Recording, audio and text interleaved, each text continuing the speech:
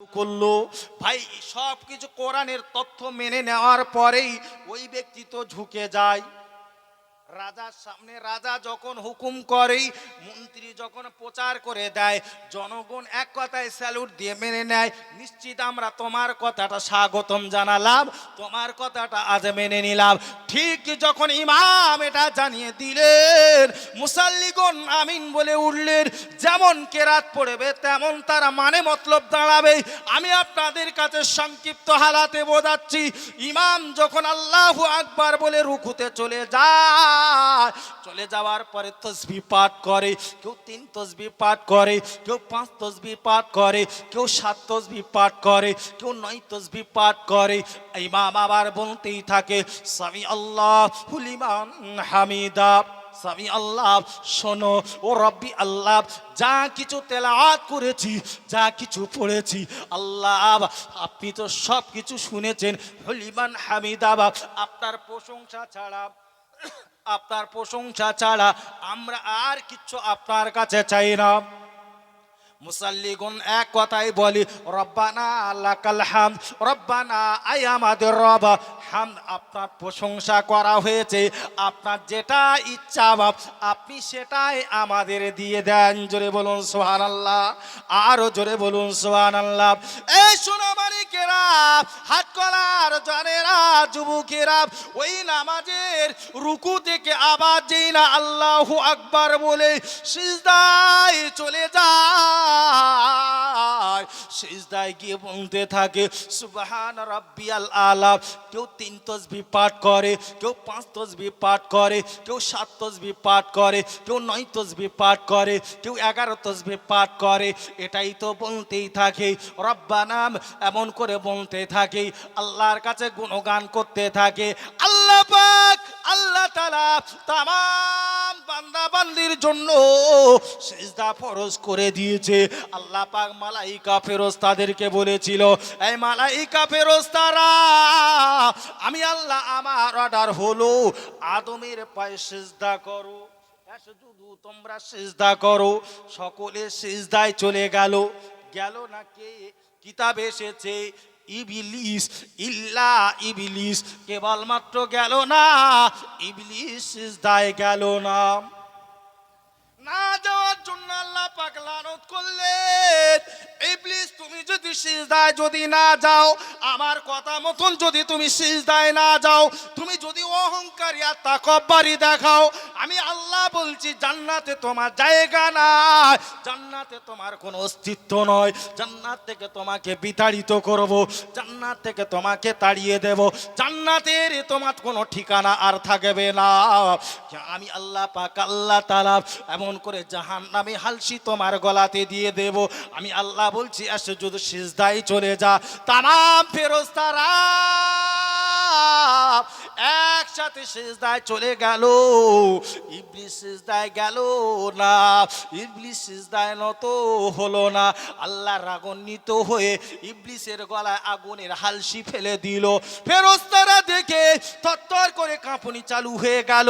হায় হায় কি অবস্থা!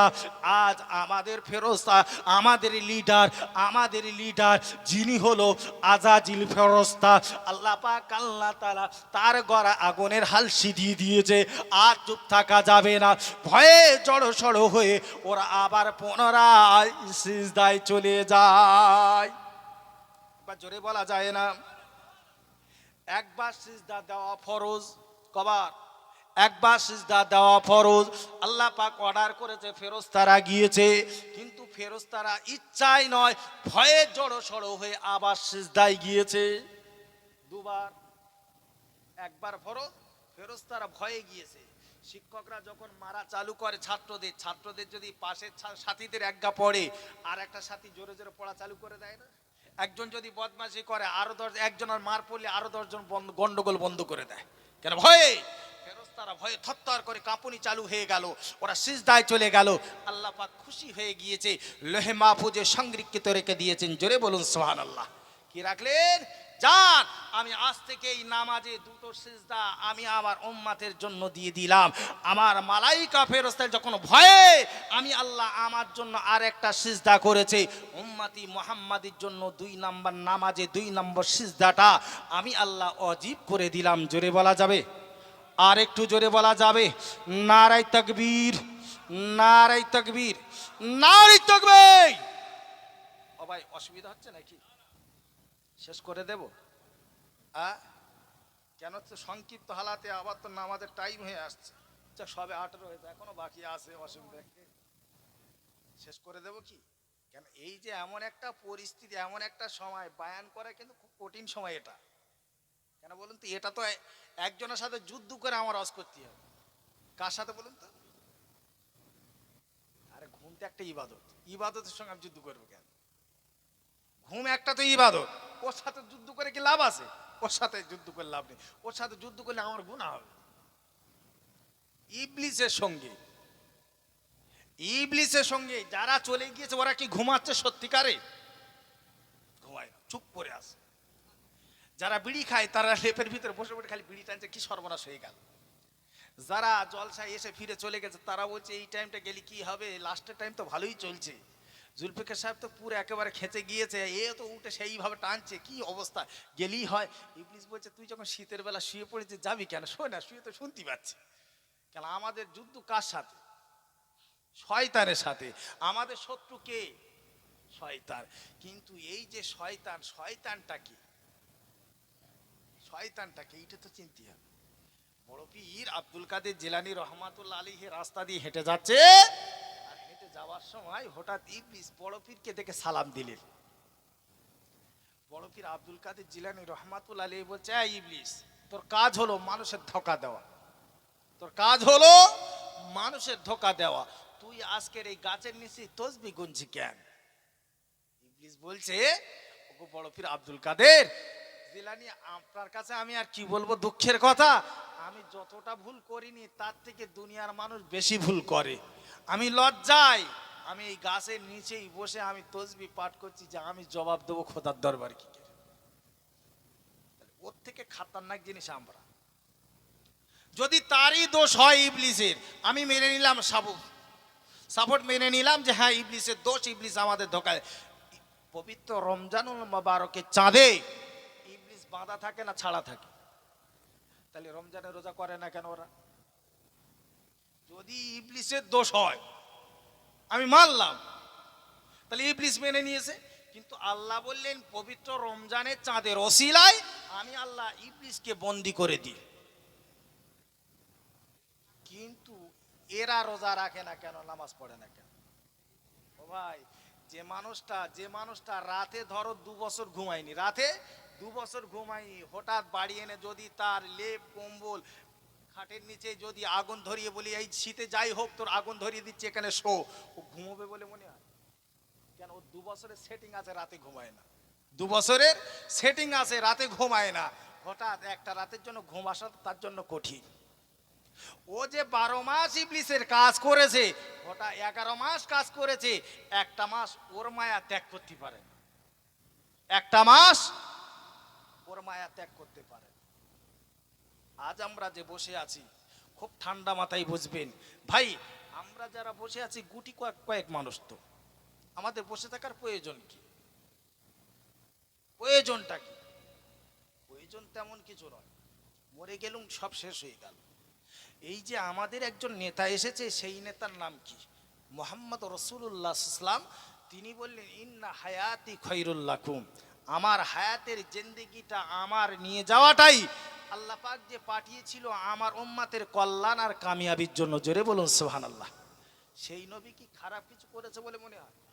যা কিছু করেছে উম্মতের কল্যাণের জন্য। সেই রাসূল বললেন ওয়ামামাতি খায়রুল লাকুম, আমি রাসূলুল্লাহ চলে যাব সেটাও আমার উম্মতের কল্যাণ আর কামিয়াবির জন্য। জোরে বলুন সুবহানাল্লাহ। কিন্তু যে রাসূল শুরু থেকে ভাবলেন উম্মতের জন্য, চলে যাওয়ার পরে ভাবলেন উম্মতের জন্য, সেই রাসূলের নীতি আদর্শের উপরে দাঁড়িয়ে থাকলে পৃথিবীর কেউ ক্ষতি করতে পারবে? কিন্তু ক্ষতি হচ্ছে কেন ভাই? রাসূলুল্লাহ একটা গাইড বুক দিয়ে গেছে আমাদের, কোরআন আর হাদিস। এই গাইড বুক আমাদের কি দিলেন, যে গাইড বুকটা তোদের দিলাম, তোরা এর উপরে ভিত্তি করে চল, তোদের দুনিয়াতে লাভবান, পরকালটা লাভবান হবে। জোরে বলুন সুবহানাল্লাহ। এই গাইড বুক আমরা মানছি বলে মনে হয়? তার জন্য আমাদের অবস্থাই। উদাহরণস্বরূপ বলছি ভাই, আমার বাড়ি ঠিক সুন্দরবনের কাছে। এই যে আমার বন্ধুগণ জুলফিকার, মৌলানা জুলফিকার আজিজি সাহেব এসেছিল, অস করছিল, ওনার বাড়ি আমাদের বাড়ি সব কাছাকাছি। মৌলানা জাকির সাহেব ওই একই জায়গায়, খয়রুজ্জামান ওই একই জায়গায়, সব কাছাকাছি বাড়ি। ঠিক ওখান থেকে অল্পটাই গেলেই সুন্দরবন, অল্প গেলেই সুন্দরবন। কিন্তু এই সুন্দরবনের বাঘ থাকে, এটা দেশের মানুষ জানে না, জানে না, ইতিহাস হয়ে আছে। এখন সুন্দরবনের কাছে ওই যে জঙ্গলে যদি বাঘ গর্জন করে, এপারে গোসাবা চণ্ডীপুর থেকে বাঘের আওয়াজ পাওয়া যায়। এপারে গোসাবা গ্রাম রয়েছে, চণ্ডীপুর রয়েছে, গদখালি রয়েছে, ঝড়খালি রয়েছে, বাঘের গর্জন পাবে যে বাঘ ডাকছে, চিল্লাচ্ছে। যারা নতুন মানুষ যাবে, হঠাৎ ধরো নদীর ধারে পেশাব করতে গিয়েছে, নদীর ধারে পেশাব করতে গিয়েছে, আর ওই বাঘ যদি গর্জন দেয়, এ পেশাব করার পানি নেওয়া ভুলে যাবে, পুরো যাবে না, যাবে না বাঘের গর্জনে।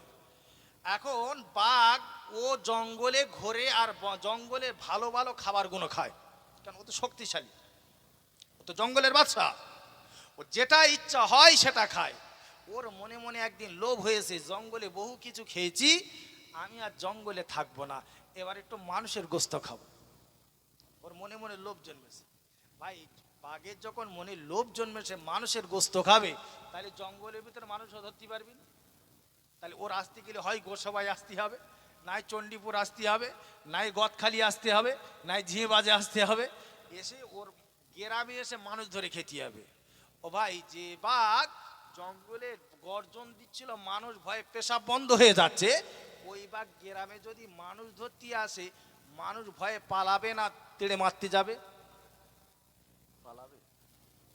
মাইকে এলাউজ হয়, মাইকে এলাউড হয়, ওই জঙ্গল থেকে হঠাৎ বাঘ আমাদের গ্রামে চলে এসে, সতর্ক হও, বাঘ চলে এসেছে, সতর্ক হও। ওরা তাড়াতাড়ি তৈরি হয়ে যায়। কারের হাতে থাকে ইট, কারের হাতে থাকে বোম, কারের হাতে থাকে জাল, কেউ নেয় বাঁশ, নিয়ে মাইকে চিল্লানো হয়, এদিকে বন দপ্তরে খবর দেওয়া হয়, তাড়াতাড়ি এসো। ওই বাঘ যখন জঙ্গলে এসে মানুষ একসাথে যখন আওয়াজ দেয়, ওই বাঘ ও কি ওই আওয়াজ দিতে পারে না ভুলে যায়? ও যে গর্জন দিতে পারে না ভুলে যায়, ভুলে যায় তো। তাহলে ও যখন গর্জন ভুলে যায়, সেই সময় গ্রামের ছেলে মেয়েগুলো ওর মারে না, ছেড়ে দেয়। যার হাতে যা পাবে সেই তাই দিয়ে মারে, কেউ ইট দিয়ে, কেউ জুতো দিয়ে, কেউ গোবর দিয়ে, কেউ গু দিয়ে, যার ইচ্ছা, যার যেমন মনে হবে সে তেমন দিয়ে মার। কেন মার খাচ্ছে বাঘ? ওর আল্লাহর বিধান ও ওভারটেক করেছে। আল্লাহর বিধান হলো, তুই জঙ্গলের টাইগার, জঙ্গলের সর্দার, তুই জঙ্গলে থাকবি। তুই বাহাদুরি করে কেন গ্রামে গেলি? তো গ্রামে যাওয়ার কথা বলি, তো জঙ্গলে থাকতে বলেছি, জঙ্গলের বাদশা তুই, ঠিক আছে, কিন্তু গ্রামের নয়। ও যেই গ্রামে এসেছে, গ্রামের মানুষের আওয়াজে ওর আওয়াজ আল্লাহর তরফ থেকে হালকা করে দেয়, আওয়াজ হারিয়ে ফেলে, ওর গর্জন হারিয়ে ফেলে। তখন মুচি, মুদ্দ, ফারাস, বাগদি, বুনই সকলে ওর আঘাত করে।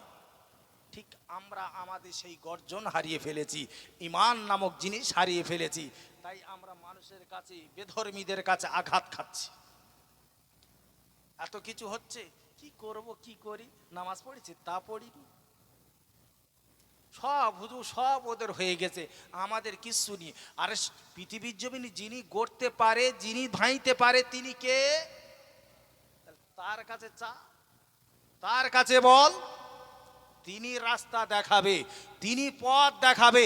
আমরা তো তার কাছে বলছি, ইহদিনাস সিরাতাল মুস্তাকিম, আল্লাহ তুমি সরল সরল রাস্তাটা, সঠিক রাস্তাটা আপনি আমাদের দেখিয়ে দাও। তার কাছে যখন চাচ্ছি, তোমার মন অত দুর্বল কেন? আবার এসে বলছি কি করব? আমাদের অবস্থার জন্য আমরা মার খাচ্ছি, আমাদের পরিস্থিতির জন্য আমরা এই অবস্থা আমাদের। আজকের মুসলমানরা কতটা অভাবের দিক, বোঝার কতটা ঘাটতি দেখেন। এই যে আজকের জালসা দিয়েছে, ভালো কাজ, ভালো কাজ তো, এই ভালো কাজ দিয়েছে, ভালো কাজের পরে একটা মন্দ কাজ দিয়েছে। ওটা মন্দ কাজ তো, মন্দ কাজ। এই মন্দ কাজ দিয়েছে। যারা জলসার নিয়েতে এসেছে তারা জলসায় শুনেছে না খেয়ে চলে গেছে। খেয়ে যদি চলে যায় তাহলে তাদের নিয়তটা কি? তাদের কাছে শোনেন, যারা খেয়ে গিয়েছে, আপনারা যারা দাওয়াত করে খাইয়েছেন তাদের কাছে হাত ধরে গিয়ে সকালবেলা জিজ্ঞাসা করবেন যে ভাই তুই আমার বাড়ি খেয়েছে, আরো দুদিন খাবি, আমার দুঃখ নি। ভাই ওখানে বক্তা কে কে ছিল বল, অস্ত শুনতে হয়, বক্তা কটা বল, পারবে বলে মনে হয়? বক্তা কজন আছে বলতে পারবি না, কার বাড়ি কোথায় তা জানে না, অশোনা তা ছেড়ে দিলাম, কিন্তু ও ক বাড়ি খেয়ে গেছে বল দিতে পারবে। সেই জন্য সন্ধ্যাবেলা গাড়ি নিয়ে বক্তারা আসতে পারবি না, আর ওখান থেকে পুরো ওই 9টা-10টা পর্যন্ত গাড়ি আসবে, তারপরে ওই রাস্তা ক্লিয়ার দিয়ে ওদের যাওয়ার জন্য ক্লিয়ার করে দিতে হবে। সেই জন্য এ সিস্টেম পুরো আউট করতে হবে, যে খাওয়ার জন্য যদি আসো সে অন্য টাইমে এসো, দাওয়াত বাড়ি বাড়ি গিয়ে খাবো তা নয়। হ্যাঁ মজলিসে বসো, শেষ আখেরিতে তোমার তাবারকের ব্যবস্থা থাকবে। 24 পরগনা এভাবে দেয় না, কিন্তু আমি নদিয়াতে প্রায় তো 14-15 বছর নদিয়াতে আসি, 14-15 বছর, এর পরিস্থিতি আমার দেখে দেখে শেষ। কেন আমরা তো আরো অন্যান্য জেলায় ওয়াজ নসিহত করতে যাই, আমাদের নিজেদের জেলায় এই তো এখান থেকে ওয়াজ করে কালকের থেকেই পরশুদিন আবার চলে যাওয়া 24 পরগনায় ওয়াজ করতে, কিন্তু সেখানে এই দিনের বেলা খাওয়া দেবে না, লোক কুটুম তোর বাড়ি বাড়ি ঘুরবে, ঘুরতে দেবে না তো। কারণ হবে ঠিক আছে এসছো তুমি, বাড়িতে যারা আসে কিন্তু কম বেশি খেয়েই আসে, তারা এসছে জলসায় বসো, ঠিক সকালবেলা পীর সাহেব আখিরি দোয়া করবে, আর দোয়ার সময় তাবারক সামনে সামনে দিয়ে দেবে, ওই তাবারক বাড়ি চলে যায়, হুড়তাল করতে দেবে, তাবারক বাড়ি চলে যায়। তারা ওই শেষ দোয়া করে ফজর নামাজ পড়ে তাবারকটা বাড়ির দিকে চলে যায়। কিন্তু আমাদের কি শেষ আখেরি হয়ে গেল, দোয়া করে বাড়ির দিকে চলে যাচ্ছে কিছু হাতে নিয়ে, আর ওরা কি করেছে, যারা খেয়েছে তারা কে ঘুরছে, যারা খায়নি তারা বসে আছে। খেলি কিন্তু বসতে পারবি না, আমরা যদি খেয়েই থাকি ওয়াজ করতে পারবো না, ঘুম লাগবে তো পেড়ে ফেলবে, না খেয়ে থাকবো কোনো ব্যাপার নেই, রাত কি রাত চলেই যাচ্ছে। যদি বলে হুজুর আপনি এখান থেকে খেয়ে গিয়ে ওই জায়গায় ওয়াজ করেন, তাহলে তার আর ক্ষমতা নেই। খুব যদি রিকোয়েস্ট করে বলবে তাড়াতাড়ি খাবার বেঁধে দে, পরে চিন্তা ভাবনা করছি, খাওয়া যাবে, খেলি তো বেকায়দা করে। এই পেট একটা ছোট্ট জাহান্নাম, কে বললেন? পেট একটা ছোট্ট জাহান্নাম। নবী পাক সাহাবাই কেরামদের কাছে বললেন, ও সাহাবীরা, আল্লাহ পাক তোমাদের কাছে দুটি জিনিস দিয়েছে, তোমরা কি জানো? একটি হলো জান্নাত আর একটি হলো জাহান্নাম। সাহাবীরা জিজ্ঞাসা করলেন, হুজুর জান্নাত কোথায়?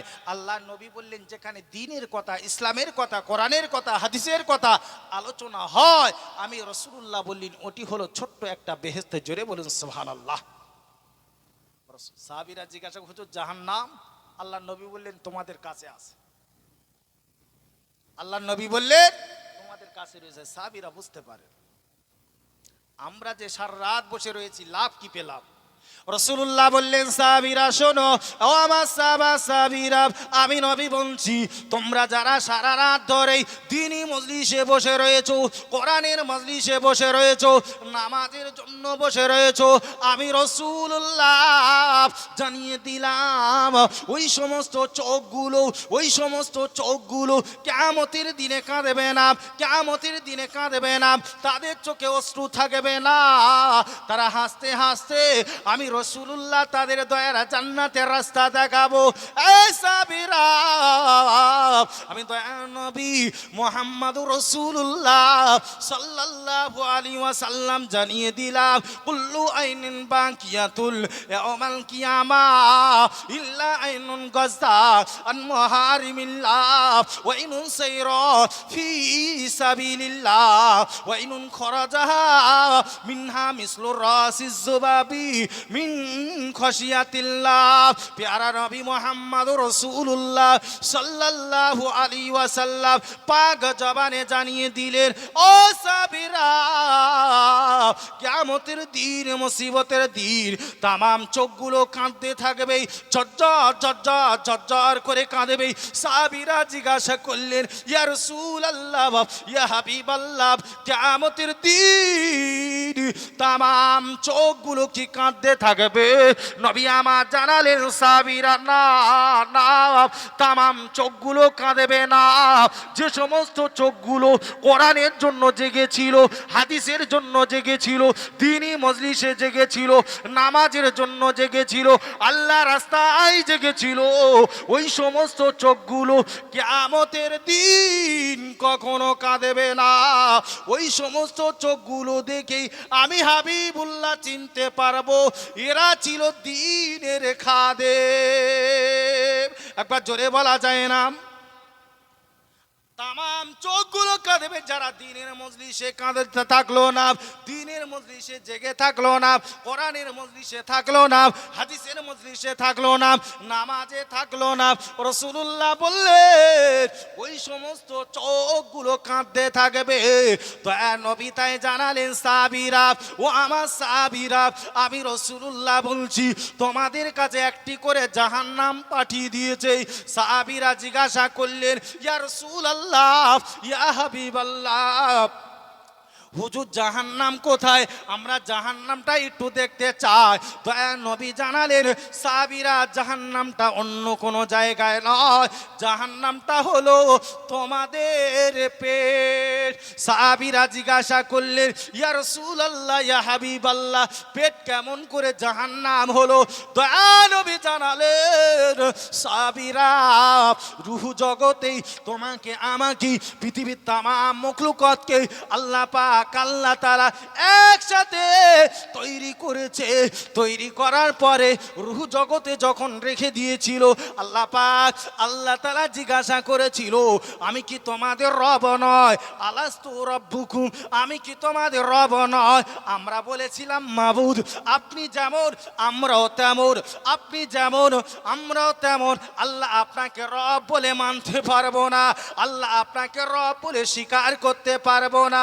আল্লাহ পাক আল্লাহ তাআলা আমাদের তামাম রূহগুলো নিয়ে জাহান্নামের আগুনে ফেলে দিলেন। জাহান্নামের আগুনে আমরা জ্বলতে লাগলাম। জ্বলতে জ্বলতেই জ্বলতে জ্বলতেই কালো সবুজ রং হয়ে গেল, কালো বর্ণের হয়ে গেল। আল্লাহ পাক আমাদেরকে আবার জিজ্ঞাসা করলো, আমি কি তোমাদের রব নয়? আমি কি তোমাদের প্রভু নয়? আমরা বলেছিলাম আল্লাহ আপনি যেমন আমরাও তেমন, আপনাকে রব বলে মানতে পারবো না, আপনাকে প্রভু বলে স্বীকার করতে পারবো না। শেষ আখিরিতে নবী আবার জানিয়ে দিলেন আল্লাহ পাক আল্লাহ তাআলা তোমাদেরকে খিদা বন্ধ করে দিয়েছিল, রিজিক বন্ধ করে দিয়েছিল। খিদার জ্বালা বড় জ্বালা, খিদার কষ্ট বড় কষ্ট, সহ্য না করতে পেরেই মাবুদকে আমরা স্ব ইচ্ছায় ডাক দিলাম, আল্লাহ আল্লাহ আপনি আমাদের খেতে দাও, আল্লাহ আপনি আমাদের রিজিকে দাও। আল্লাহ আপনাকে রব বলে মেনে নিলাম, আল্লাহ আপনাকে রব বলে স্বীকার করলাম, আল্লাহ আপনাকে খোদা বলে স্বীকার করলাম।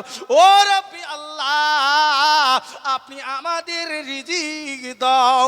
আল্লাহ বললেন রিজিকের জন্য তোরা যখন আমাকে রব বলে ডাকলি, আমাকে খোদা বলে ডাকলি, আমাকে মাবুদ বলে ডাকলি, আমি আল্লাহ জানিয়ে দিলাম রিজিকের মালিক আমি আল্লাহ থাকলাম। পৃথিবীর তামাম মানুষের খিদা নামক একটি বস্তু তার পেটের মধ্যে দিয়ে দিলাম, ওই ব্যক্তিটির খিদা লাগবে, আমি আল্লাহ আমাকে স্মরণ করবে, ওই ব্যক্তির খিদা লাগবে, আমি রব আমাকে ডাক দেবে। তাই ধনী মানুষের রিজিক যখন জোগাড় করে নিয়ে ওই ব্যক্তি আল্লাহকে ভুলে যেতে চায়, কিন্তু গরিব মানুষ ও সারাদিন খাটার পরেই অল্প কিছু খাবার খেয়ে ও রবকে ডাকে, ও প্রভুকে ডাকে, ও খোদাকে ডাকে, আল্লাহ আজ খেয়েছি কাল কোথায় পাবো? আল্লাহ তুমি আমার রিজিকের তো মালিক, আল্লাহ তুমি আমার রিজিকের মালিক, আল্লাহ আপনি আমার একটা কাজের ব্যবস্থা করে দাও, আল্লাহ আমার একটা ইনকামের ব্যবস্থা করে দাও। গরিব তাই বারবার বারবার আল্লাহকে ডাকে, রবকে ডাকে, সৃষ্টিকর্তাকে ডাকে। পেট রয়েছে বলেই, ছোট্ট একটা জাহান্নাম রয়েছে বলেই আজ তারা রবকে স্বীকার করেছে। পেট যদি না থাকতো আর আল্লাহকে ডাকতো? ডাকতো না। পেট আছে বলে আল্লাহরে ডাকে যে আল্লাহ তুমি আমার খেতে দিচ্ছ, তুমি আমার তো সব। গরিব সেই জন্য বারবার ডাকে মাবুদকে। রবকে বারবার ডাকে। রাসূলুল্লাহ জানালেন, এই সাহাবা সাহাবীরা, তোমরা যখন আল্লাহকে ডাকো, রবকে ডাকো, গরিব তো বারবার ডাকে। তাই আল্লাহ পাক আল্লাহ তাআলা গরিবকে বড় পছন্দ করে, আল্লাহ পাক আল্লাহ তাআলা গরিবকে বড় ভালোবাসে। তাই গরিব বারবার ডাকে বলে গরিব ধনী হইতে গরিব মানুষ আল্লাহর দয়ার জান্নাতে 50,000 বছর আগে দয়ার জান্নাতে পৌঁছাবে। এ সোনা মানিকেরা, বাপ জানেরা, যুবকেরা, ইমাম শাফি রহমাতুল্লাহ আলাইহি তার বাল্য জীবনের কথা আপনাদেরকে বলি। তার বাল্য জীবনে, ছোট্ট জীবনে হাফেজ হলো, কোরআনের হাফেজ হয়েছিল। বয়স তখন 7 থেকে 8 বছর, মোকাম্মাল হাফেজ হয়ে গিয়েছিল, পরিপূর্ণ হাফেজ হয়ে গিয়েছিল। মা বাড়িতে রাখলো না, মাদ্রাসায় পাঠিয়ে দিলেন, যাও বাবা যাও, হাফেজ হলে হবে না বাবা, তোমার আলেম হতে হবে, মুফতি মুহাদ্দিস হতে হবে, বুখারী তোমার পড়তেই হবে, হাদিস শরীফ তোমার পড়তেই হবে, মুসলিম মাসাইলের শিক্ষা তোমার দিতে হবে। ইমাম শাফি রহমাতুল্লাহ মাদ্রাসায় গেলেন, মা ওস্তাদ তারে বললেন, বাবা হাফেজ হতে গেলে একটা কোরআন মোকাম্মাল যথেষ্ট ছিল, কিন্তু আলেম হওয়ার জন্য তা নয়, তোমার তো হাদিসের কিতাব কিনতে হবে, তোমার তো তাফসীরের কিতাব কিনতে হবে। যাও বাবা যাও, তুমি বাড়িতে গিয়ে তোমার মায়ের কাছে টাকা পয়সা নিয়ে এসো, তোমার কিতাব কেনার ব্যবস্থা করো। কিতাবে এসেছে, মোহাম্মদ শাফি রহমত মায়ের কাছে এসে বলছে, মা আমার টাকা দাও, কিতাব কিনতে হবে। মা বললেন, তোমার বাপ মারা যাওয়ার পরে আমি যে কি খাবো আমি নিজের চিন্তায় অন্যের বাড়ি কাজ করি, আর কিছু টাকা পয়সা পেলে তোমার পড়ার জন্য তোমার কাছে দিই, কিন্তু আমি পাবো কোথায়? তোমার বাপ তো কিছু রেখে যাননি। বললেন, মা বাপ তো চলে গেছে, আমার জন্য কিছু রেখে যাননি এটা আমি জানি, কিন্তু একটা জিনিস আমি জানি, বাপ আমার জন্য রেখে যাওয়া সাত দাও ঘর রেখে গিয়েছে। মা হাতুড়ির একটা ব্যবস্থা করে দাও, আমি ঘরটা ভেঙে টুকরো টুকরো করে ওই যে সাত দাও ঘরে রড থাকে, শিক থাকে, ওই রডগুলো বিক্রয় করে আমি কিতাব কিনবো। মা বললেন, বাবা সাহেব মোহাম্মদ, তোমার কি মাথা খারাপ হয়ে গেছে? তুমি কি পাগল হয়ে গেছো? তুমি কি জানো না গরমের সময় থাকবে কোথায়, বর্ষা শীতে থাকবে কোথায়? যদি এই সাত দাও ঘরটা ভেঙে দাও। মোহাম্মদ শাফি মাকে বলছে, মা আমি ছোট্ট হতে পারি, তোমার কাছে একটা কথা বলছি মা, মনে রেখে দাও, দুনিয়া তো ক্ষণস্থায়ের জন্য, আসা আর যাওয়া, অন্য কিছু নয়। মা যদি এই ঘর ভেঙে রড বিক্রয় করে যদি কিতাব কিনে আলেম যদি হতে পারি, এলমে অর্জন করতে পারি, কিয়ামতের ময়দানে, মুসিবতের দিনে বিশ্বনবী জনাবে মুহাম্মদ রাসূলুল্লাহ আমাদের ধর্মগুরু, তিনি ডেকে তোমার আর আমার রাসূলুল্লাহ নিজের ছায়াতলে নিয়ে নেবেন। জোরে বলা যাবে? আর একটু জোরে বলা যাবে? নারায়ে তাকবীর! আর একটু নারায়ে তাকবীর! দরুদ শরীফ আল্লাহুম্মা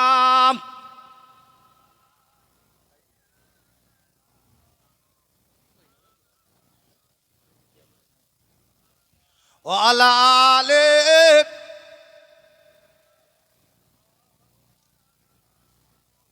আবার ভাইরা বাবা জিরা, ও ভাই আপনাদের কি অসুবিধা হচ্ছে?